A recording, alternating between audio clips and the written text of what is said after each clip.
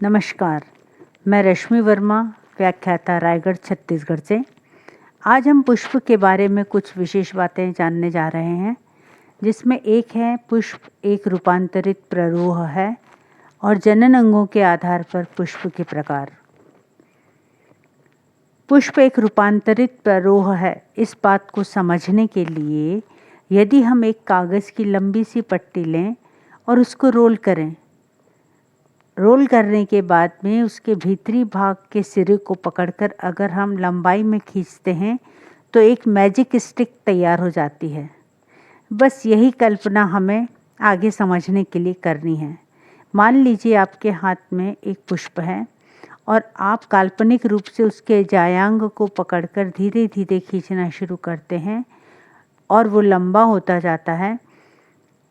जायांग के बाद उसका दूसरा चक्र पुष्प का पुंकेसर, फिर वो धीरे धीरे एक एक करके पूरी लंबाई में बढ़ते जाते हैं। उनके बाद में बाह्य दलपुंज के पहले का हिस्सा दलपुंज, दलपुंज का घेरा एक एक पत्तियां करके आगे बढ़ती जाती हैं और अंत में बाह्य दलपुंज।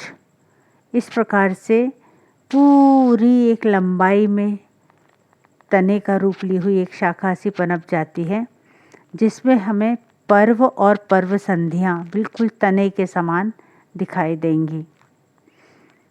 ये दोनों बातें आपस में मैच खाती हैं तने से। जैसे तने में पर्व संधि और पर्व होते हैं, उसी तरह पुष्प के अलग अलग भागों को खींचने पर भी हमें पर्व और पर्व संधि का एहसास होने लगेगा। अब यदि हम ये पुष्प वाली मैजिक स्टिक को ऊपर से दबाते हुए फिर नीचे ले आएं, तब वो पूरा भाग संघनित होकर पुष्पासन या थैलेमस पर एक पुष्प का रूप ले लेता है।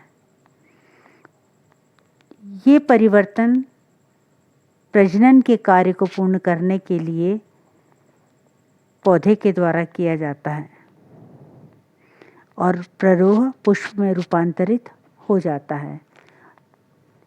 प्रजनन की प्रक्रिया को करने के लिए फिर पुष्प के विभिन्न भाग अपना अपना कार्य करते हैं। दूसरी बात, शाखाएं जैसे तने पर कक्ष और अग्र सिरे पर निकलती हैं शीर्ष पर, उसी प्रकार से ही पुष्प भी शाखाओं के कक्ष से या शीर्ष वाले भाग से उत्पन्न होते हैं। ये दोनों बातें पुष्प की समानता बताती हैं प्ररोह से। यही कारण है कि पुष्प को एक रूपांतरित प्ररोह कहा जाता है। अब हम जानेंगे जननांगों के आधार पर पुष्प के प्रकार।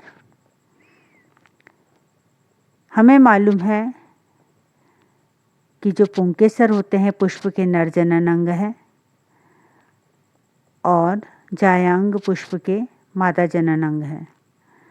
अगर ये दोनों अंग अलग अलग पाए जाते हैं, उन्हें हम यूनिसेक्सुअल या एक लिंगी पुष्प कहते हैं। अगर नर पुष्प है तो उसे स्टेमिनेट फ्लावर कहा जाता है और मादा पुष्प जिसमें केवल जायांग होते हैं उसे पिस्टिलेट फ्लावर कहा जाता है। ये एक लिंगी पुष्प अगर अलग अलग पौधों पर हों, जैसे कि पपीते में देखने को मिलता है, यानी एक लिंग एक पौधे पर और दूसरा लिंग दूसरे पौधे पर, दोनों अलग अलग हैं, दो पौधों पर हैं, इसलिए इसे डायोशियस प्लांट या एक लिंगाश्रयी प्लांट कहा जाता है। एक लिंग को आश्रय देने वाला पौधा एक लिंगाश्रयी प्लांट भी कहते हैं।